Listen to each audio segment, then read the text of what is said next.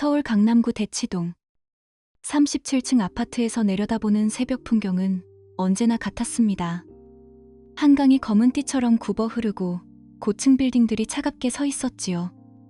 11월의 찬바람이 유리창을 때리며 소리를 냈습니다. 민수는 커피를 마시며 창밖을 바라봤습니다. IT 보안 전문가로 일한 지 12년째. 그는 데이터의 패턴을 읽는데 익숙했습니다. 작은 변화도 놓치지 않는 습관이 몸에 배어 있었지요. 여보, 출근해요. 서연의 목소리가 들렸습니다. 그녀는 평소와 다름없이 정장을 입고 있었지만 뭔가 달랐습니다. 화장이 짙어졌고 향수 냄새가 전보다 강했지요. 민수는 그 변화를 기록하듯 머릿속에 저장했습니다. 카드 좀 써야 할 일이 있어서요. 동료들과 회식이 있거든요. 서연이 말했습니다. 하지만 그녀의 시선은 휴대폰 화면에 고정되어 있었지요. 메시지 알림이 울릴 때마다 서연은 재빠르게 화면을 확인했습니다. 예전에는 민수와 이야기하면서도 휴대폰을 무심히 테이블에 올려두었는데 이제는 가슴팍에 꼭 끌어안고 다녔습니다. 민수는 아무 말하지 않았습니다. 그저 관찰했지요. 늦어질 것 같아요. 먼저 주무세요.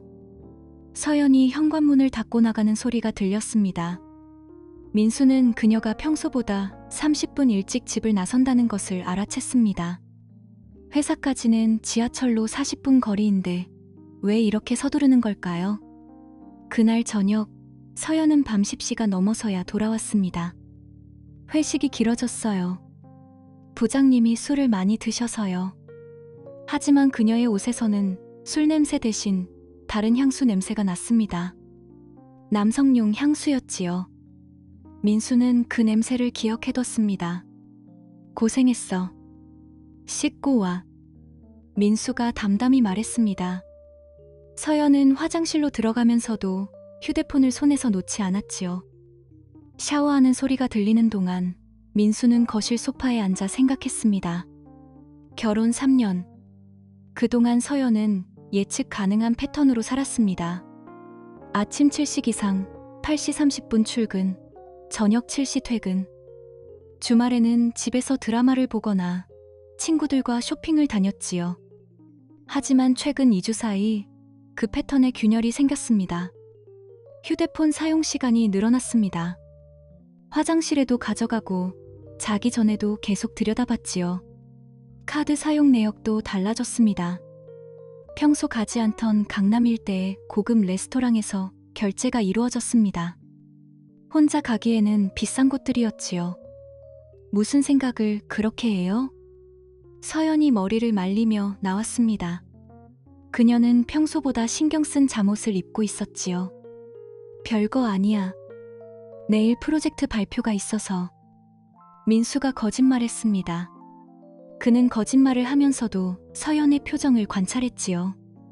그녀는 안도하는 듯 보였습니다. 그럼 일찍 자요. 저도 내일 일찍 나가야 해서요. 또 회식? 아니요. 새로운 프로젝트 미팅이 있어요. 서연이 대답했습니다. 하지만 그녀의 목소리에는 미묘한 떨림이 있었지요. 민수는 IT 보안 분야에서 일하면서 수많은 거짓말을 구분하는 법을 배웠습니다. 목소리의 높낮이, 시선 처리, 몸짓의 변화. 서연의 모든 것이 달라지고 있었습니다. 그날 밤, 민수는 잠들지 못했습니다. 옆에서 자는 서연의 휴대폰에서 새벽 2시에 메시지 알림이 울렸지요. 서연은 재빠르게 일어나 확인했습니다. 어둠 속에서도 그녀의 얼굴에 미소가 번졌습니다.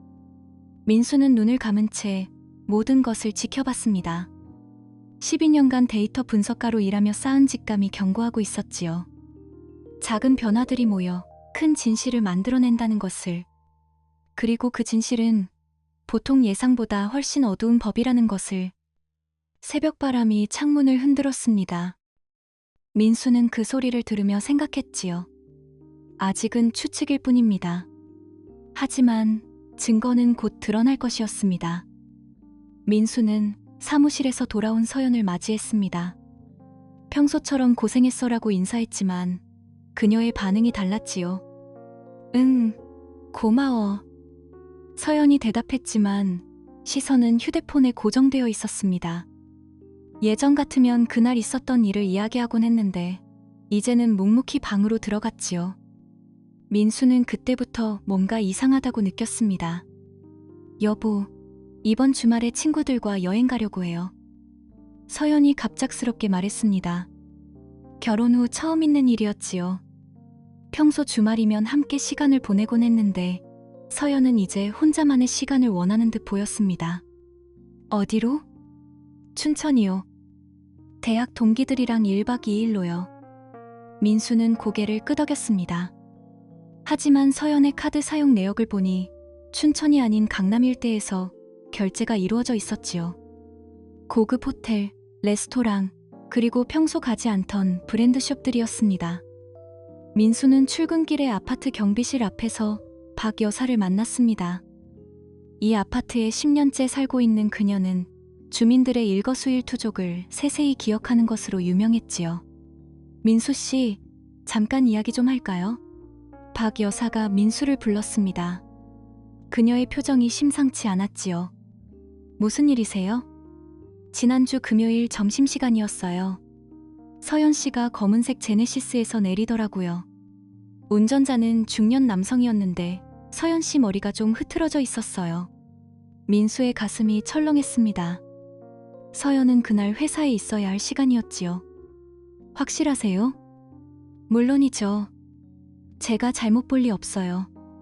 그런데 서연 씨 표정이 좀 이상했어요. 뭔가 숨기는 것 같더라고요.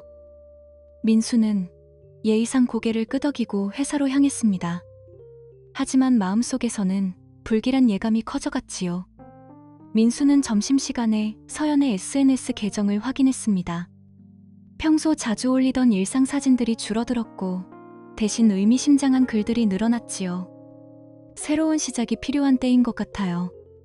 진짜 나를 이해해주는 사람을 만나는 게 이렇게 어려운 일인지 몰랐네요. 행복은 멀리 있지 않더라고요.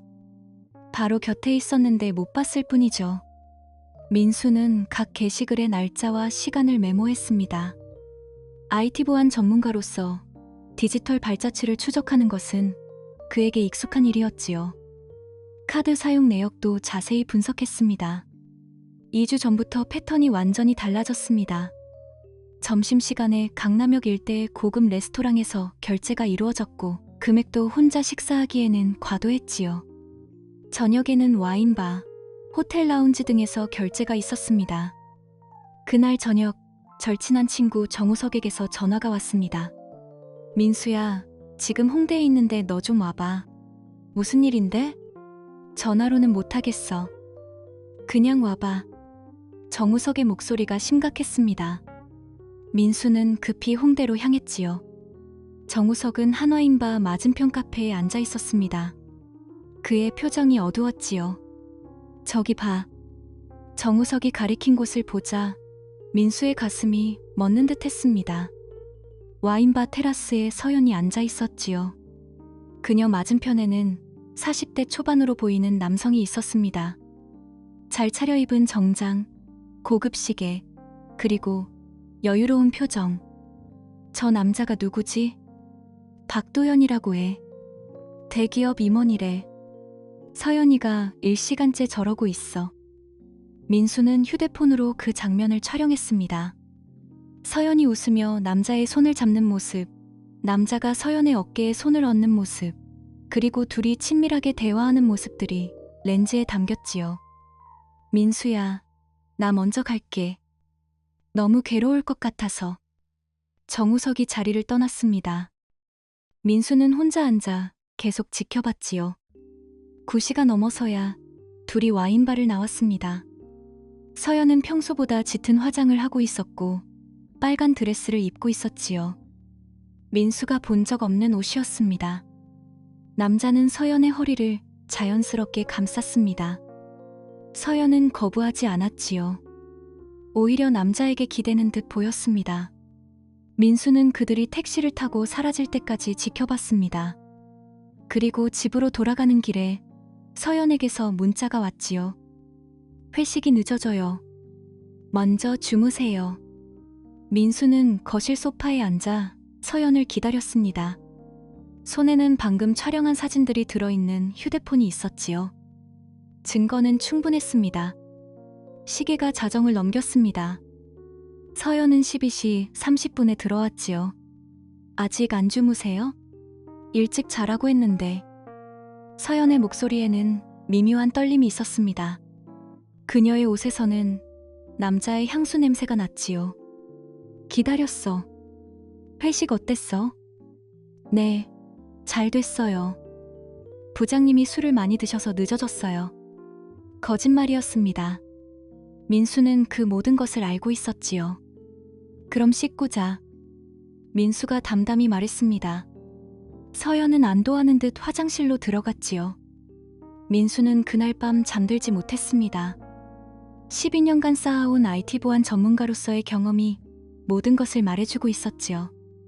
작은 단서들이 모여 하나의 명확한 진실을 만들어냈습니다. 서연의 배신, 그리고 박도연이라는 남자. 민수는 새벽까지 계획을 세웠습니다. 감정적으로 대응하지 않을 것이었지요. 대신 체계적이고 치밀하게 증거를 수집할 것이었습니다. 그리고 그들이 자신의 행동에 대한 정당한 대가를 치르도록 할 것이었습니다. 복수는 차갑고 정확해야 한다고 민수는 생각했습니다. 감정이 아닌 사실로, 추측이 아닌 증거로 말이지요. 창밖으로 새벽이 밝아왔습니다. 민수의 눈빛이 달라져 있었지요. 민수는 서초동 법무법인에 앉아 있었습니다. 맞은편에는 15년 경력의 이혼 전문 변호사 김지훈이 자리했지요. 테이블 위에는 정리된 파일들이 놓여 있었습니다. 증거가 상당히 체계적이군요. 김 변호사가 파일을 넘기며 말했습니다. 카드 사용 내역, SNS 캡처, 현장 사진들이 시간 순서대로 정리되어 있었지요. IT 업계에서 일하다 보니 기록 정리는 습관이 되었습니다. 좋습니다. 이 정도면 재산분할에서 유리한 고지를 점할 수 있을 겁니다. 하지만 상간남에 대한 추가 정보가 필요합니다. 민수는 미리 준비한 자료를 꺼냈습니다. 박도연의 회사 정보, 연봉, 그리고 SNS에 공개된 라이프 스타일까지 모든 것이 담겨 있었지요. 박도연, 44세. 대기업 계열사 전무이군요. 기혼자인가요? 네. 아내와 고등학생 딸이 있습니다. 김 변호사의 눈빛이 날카로워졌습니다. 그렇다면 우리가 할 수 있는 일이 더 많아지겠군요. 민수는 평소와 다름없이 아침 식탁을 준비했습니다. 서연은 여전히 휴대폰에 집중하며 나타났지요. 오늘 저녁에 중요한 이야기가 있어. 민수가 담담히 말했습니다. 서연의 손이 잠시 멈췄지요. 무슨 이야기요? 집에 와서 들어. 회식이 있는데. 회식은 취소해. 오늘은 꼭 필요한 이야기야. 민수의 목소리에 평소 없던 단호함이 있었습니다. 서연은 불안한 표정을 지었지만 아무 말 하지 않았지요. 민수는 점심시간에 정우석을 만났습니다. 오늘이군? 응. 더 이상 미룰 수 없어. 서연이가 어떻게 나올까? 부인하겠지. 하지만 증거 앞에서는 소용없을 거야. 정우석은 민수의 표정을 살펴봤습니다. 평소의 온화함은 사라지고 차가운 결의만 남아 있었지요. 너무 냉정해지지는 마. 그래도 3년간 함께 살았잖아. 배신한 사람에게 온정을 베풀 필요는 없어. 민수의 대답은 단호했습니다. 서연은 평소보다 30분 일찍 집에 왔습니다. 현관에서부터 긴장한 기색이 역력했지요. 무슨 이야기인지 궁금했어요. 서연이 조심스럽게 말했습니다. 민수는 거실 테이블 위에 미리 준비한 파일을 올려놓았지요. 앉아. 서연은 소파에 앉았지만 시선은 계속 테이블 위의 파일에 머물러 있었습니다. 이게 뭐예요? 네가 지난 3주 동안 한 일들이야. 민수가 첫 번째 사진을 꺼냈습니다. 홍대 와인바에서 박도연과 함께 있는 서연의 모습이었지요. 서연의 얼굴이 하얗게 질렸습니다. 이건 박도현, 44세, 대기업 전무, 기혼자. 민수가 차분히 말했습니다. 서연은 아무 말 하지 못했지요. 카드 사용 내역도 있어. 지난 3주간 너희가 함께 간 모든 곳들이 기록되어 있지. 두 번째 자료가 테이블 위에 놓였습니다. 강남역 레스토랑, 호텔 라운지, 백화점까지 모든 결제 내역이 정리되어 있었지요. 그리고 이것도 SNS 메시지 캡처들이 나왔습니다. 서연이 박도현과 주고받은 은밀한 대화들이었지요. 당신, 언제부터 이렇게 감시했어요? 서연의 목소리가 떨렸습니다. 하지만 곧 분노가 섞이기 시작했지요. 감시가 아니라 확인이야. 네가 거짓말을 할 때마다 확인한 거지. 확인이라고요? 이건 불법 사생활 침해예요. 서연이 소리를 높였습니다. 불법은 누가 했는지 생각해봐. 결혼 서약을 어긴 건 누구지? 민수의 목소리는 여전히 차분했습니다. 감정을 드러내지 않는 그의 모습이 서연을 더욱 불안하게 만들었지요. 당신이 원래 이렇게 집착이 심한 사람이었나요? 그래서 제가 숨막혔던 거예요. 집착이라고? 3년 동안 나는 널 믿었어. 의심한 적도 확인한 적도 없었지. 하지만 네가 바뀌었을 때 나는 그 이유를 알고 싶었을 뿐이야. 민수는 마지막 증거를 꺼냈습니다. 박도현의 가족 사진이었지요. 이 사람에게도 가족이 있어. 아내와 딸. 서연이 그 사진을 보자 표정이 일그러졌습니다. 그 사람들은 상관없는 사람들이에요. 상관없다고? 네가 그들의 가정을 파괴하고 있는 거야. 우리 가정을 파괴한 것처럼. 민수의 말에 서연은 할 말을 찾지 못했습니다. 도현 씨는 저를 이해해줘요. 당신처럼 차갑지 않아요. 이해라는 게 불륜을 정당화해 주는 건 아니야. 민수는 자리에서 일어났습니다. 내일 변호사 사무실에서 만나자. 이혼 절차를 시작할 거야. 민수야, 잠깐. 재산 분할은 법정에서 정해질 거고 너희 둘에게는 상당한 위자료를 요구할 생각이야. 서연의 얼굴이 더욱 창백해졌습니다. 그리고 박도현 씨 아내에게도 이 사실을 알려줄 거야. 그분도 진실을 알 권리가 있으니까. 그건 너무하잖아요. 너무한 건 누가 했는지 생각해봐. 민수는 서연을 내려다봤습니다. 3년간 사랑했던 여자였지만 이제는 낯선 사람처럼 느껴졌지요. 민수야, 다시 생각해봐요. 우리 다시 시작할 수 있어요. 서연이 울먹이며 말했습니다. 다시 시작? 민수가 차갑게 웃었습니다. 신뢰가 깨진 관계에서 다시 시작할 게 뭐가 있어? 제가 잘못했어요. 정말 잘못했다고요. 잘못을 인정하는 것과 그 결과를 받아들이는 건 별개야. 넌 네 선택의 대가를 치러야 해. 서연은 더 이상 할 말이 없었습니다. 완벽하게 준비된 증거들 앞에서 모든 변명이 무력해졌지요. 박도현 씨에게도 연락할 거야. 내일까지 법적 대응 방안을 결정하라고. 민수가 마지막으로 말했습니다. 당신, 정말 무서운 사람이었네요. 서연이 떨리는 목소리로 말했습니다. 무서운 게 아니야. 정확한 거지. 잘못한 만큼 대가를 치르는 게 공정한 거야.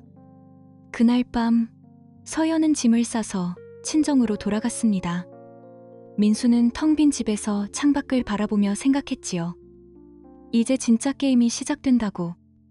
가정법원 조정실에는 차가운 공기가 흘렀습니다. 민수는 변호사 옆에 앉아 있었고 서연은 맞은편에서 고개를 숙이고 있었지요. 조정위원이 서류를 검토하며 말했습니다. 증거가 명확하니 재산 분할에서 유책 배우자에게 불리한 결정이 내려질 것 같습니다. 서연의 변호사가 난처한 표정을 지었습니다. 합의를 권합니다. 소송으로 가면 더 불리해질 수 있어요. 조정위원의 조언이었지요. 서연은 여전히 고개를 들지 못했습니다. 같은 시각 박도연은 자신의 사무실에서 아내 정미영의 전화를 받고 있었습니다. 여보, 집에 온 택배가 뭐야? 택배? 무슨 택배? 사진들이 들어있어. 당신이 다른 여자와 함께 있는. 박도연의 얼굴이 하얗게 질렸습니다. 민수가 예고한 일이 시작된 것이었지요. 미영아, 그건 집에 와. 지금 당장. 전화가 끊어졌습니다. 박도연은 떨리는 손으로 민수에게 전화를 걸었지요. 이 일을 왜 이렇게까지 키우는 거요? 제가 뭘 키웠나요? 당신들이 만든 일의 결과일 뿐이에요. 민수의 목소리는 차분했습니다. 제발 내 가족은 건드리지 마요. 가족을 생각했으면 처음부터 하지 말았어야죠. 다음 날 박도연의 회사에도 익명의 제보가 들어왔습니다. 불륜관계로 인한 도덕적 해이, 업무 시간 중 사적 만남 등이 구체적인 증거와 함께 전달되었지요. 도연 씨, 이사회에서 당신에 대한 징계를 논의하고 있어요. 부사장이 박도연을 불렀습니다. 부사장님, 저는 회사 이미지에 좋지 않아요. 자진 사퇴를 고려해보세요. 박도연은 15년간 쌓아온 커리어가 무너지는 것을 느꼈습니다. 서연도 마찬가지였습니다. 직장 동료들 사이에 소문이 퍼지기 시작했지요. 기혼남과의 불륜, 거짓말로 일관했던 태도들이 하나씩 드러났습니다. 서연 씨, 팀장님이 찾으세요. 동료가 조심스럽게 말했습니다. 서연은 팀장실로 향하며 불길한 예감을 느꼈지요. 앉아요. 할 이야기가 있어요. 팀장의 표정이 어두웠습니다. 회사 내 풍기문란 행위에 대한 제보가 들어왔어요. 확인 결과 사실로 판명됐고요. 팀장님, 그건 제 사생활이에요.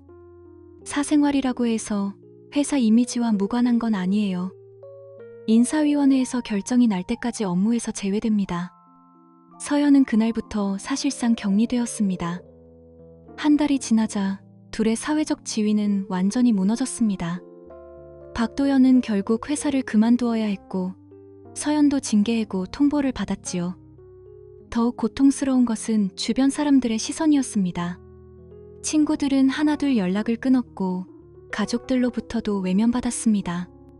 박도연의 아내 정미영은 이혼을 요구했습니다. 15년 결혼 생활이 이렇게 끝나는 거예요? 박도연이 애원했지만 정미영은 단호했습니다. 당신이 선택한 길이에요. 딸에게도 아빠라고 부르지 말라고 했어요. 어느 저녁 박도연이 민수에게 연락했습니다. 한 번만 만나요. 제발. 민수는 한강공원 벤치에서 박도연을 만났습니다. 한 달 전의 여유로운 모습은 온데간데 없고 초라한 모습의 중년 남자만 남아있었지요.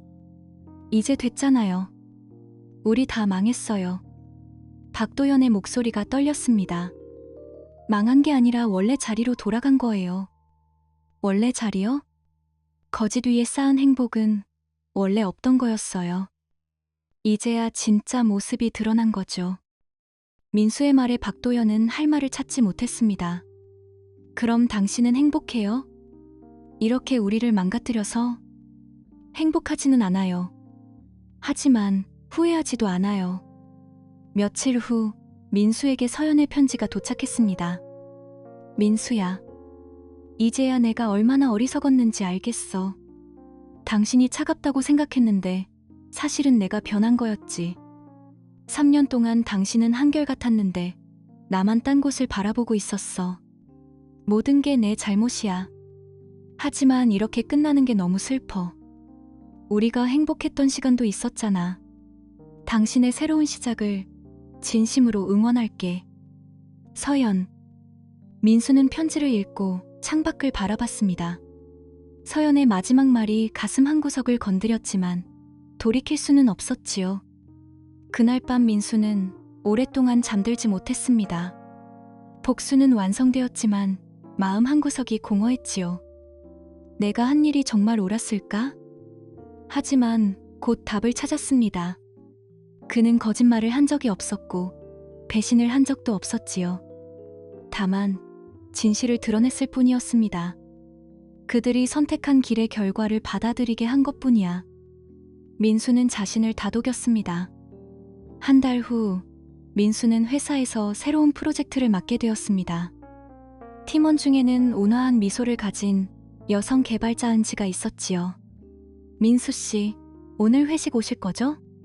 은지가 자연스럽게 물었습니다. 민수는 잠시 망설였지만 고개를 끄덕였지요. 네, 가겠습니다. 오랜만에 웃는 얼굴을 보였습니다. 저녁 회식 자리에서 민수는 동료들과 자연스럽게 어울렸습니다. 지난 몇 달간 잃어버렸던 평범한 일상의 소중함을 다시 느꼈지요. 은지가 옆자리에 앉으며 말했습니다. 민수 씨, 요즘 표정이 많이 밝아지셨어요. 그런가요? 네. 뭔가 무거운 짐을 내려놓은 것 같아요. 민수는 고개를 끄덕였습니다. 정말로 무거운 짐을 내려놓았으니까요. 그날 밤 집에 돌아온 민수는 한강을 바라보며 생각했습니다. 복수는 끝났지만 진짜 삶은 이제 시작이라고 말이지요. 창밖으로 새벽이 밝아오고 있었습니다. 민수의 새로운 하루가 시작되고 있었지요. 박도연의 몰락은 예상보다 빨랐다. 민수가 수집한 증거들이 회사 내부 감사팀에 전달된 지 일주일 만에 그는 징계위원회에 소환되었다. 업무용 메일로 주고받은 여성 직원들과의 부적절한 메시지, 업무 시간 중 개인적 만남 약속들, 그리고 회사 자원을 사적으로 사용한 기록들. 박 차장님, 이 모든 것이 사실입니까? 박도연은 변명을 늘어놓았지만 디지털 증거는 거짓말을 용납하지 않았다. 타임스탬프와 IP 주소, 메타데이터까지 완벽하게 기록된 자료들 앞에서 그는 결국 고개를 숙였다. 민수는 그 소식을 김 부장으로부터 전해 들었다. 박도연이 해고되었습니다. 당신을 음해했던 일도 모두 밝혀졌고요. 민수는 고개를 끄덕였을 뿐이었다. 승리감보다는 허무함이 먼저 찾아왔다. 복수는 생각보다 쓴맛이었다. 서연의 상황도 마찬가지였다.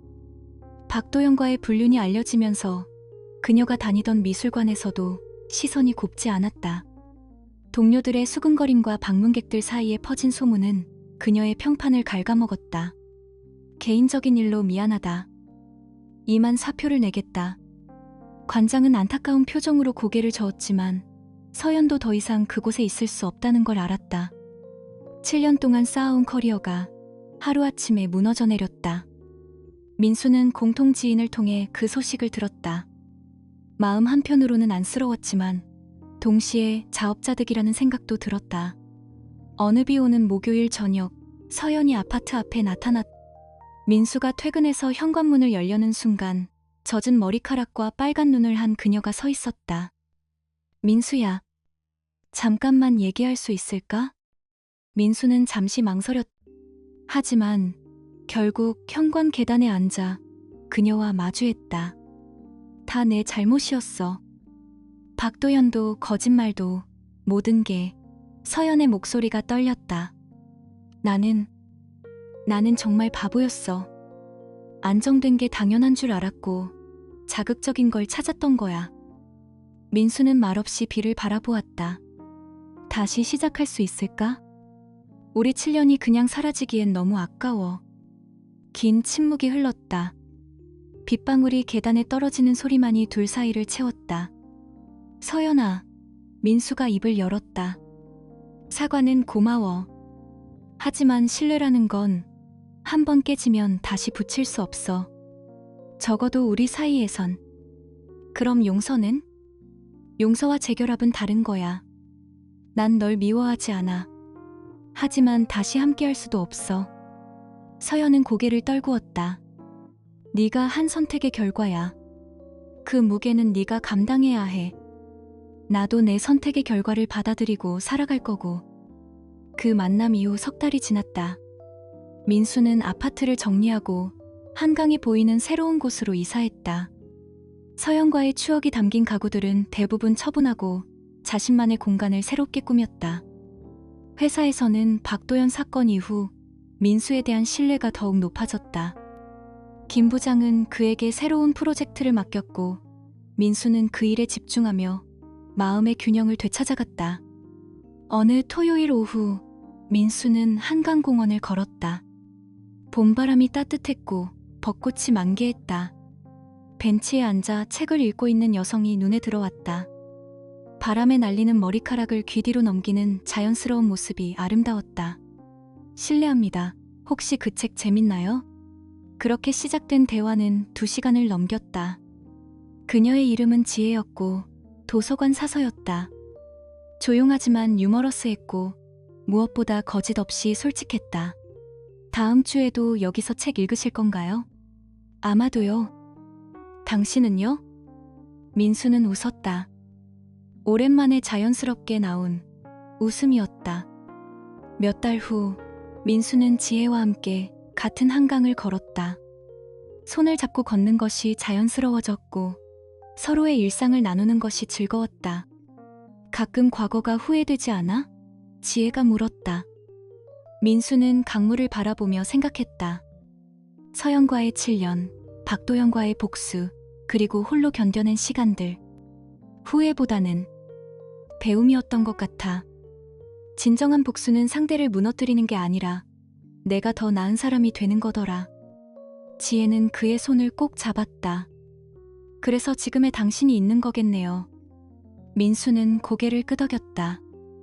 복수는 끝났고 새로운 삶이 시작되었다. 거짓 없는 관계, 진실한 사랑, 그리고 책임감 있는 선택들. 그것이 그가 얻은 진정한 승리였다. 그로부터 1년 후 민수는 우연히 서연을 마주쳤다. 지하철역에서였다. 그녀는 많이 야위었지만 예전보다 차분해 보였다. 잘 지내? 응. 너도. 짧은 인사였지만 서로를 향한 미움은 사라진 상태였다. 행복해 보여서 다행이야.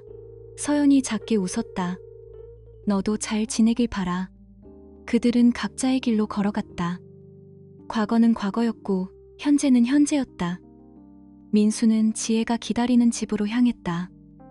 오늘 저녁에는 함께 요리를 하기로 했었다.